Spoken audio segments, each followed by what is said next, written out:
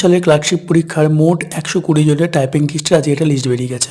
পিএসসির এই 120 জনের যে লিস্ট যেটা বেরিয়েছে সেখানেতে দেখা যাচ্ছে যে একটি পিডিএফের মধ্যে ক্যান্ডিডেটসের মানে যারা টাইপিং টেস্ট দেবে তাদের একটি পাসপোর্ট ছবি, তাদের এডুকেশনাল যত যা ব্যাকগ্রাউন্ড আছে, মাধ্যমিক, উচ্চ মাধ্যমিক, গ্র্যাজুয়েশন, এমএ যত যা লেভেল আছে সেই লেভেলের প্রত্যেকটি অ্যাডমিট কার্ড, রেজাল্ট সেগুলি লাগবে। নিজের ভোটার কার্ড, আধার কার্ড এবং টাইপিং টেস্টের অ্যাডমিট কার্ড সেটি কিন্তু লাগবে।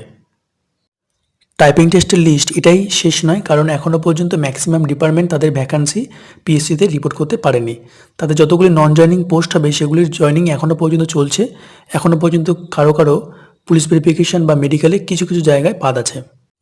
ক্লার্কশিপের ম্যাক্সিমাম ক্যান্ডিডেট বিভিন্ন পরীক্ষাতে পাস করার জন্য তো তারা কিন্তু কন্টিনিউয়াসলি বেরিয়ে যাচ্ছে, তাই পরবর্তীতে এই টাইপিং লিস্ট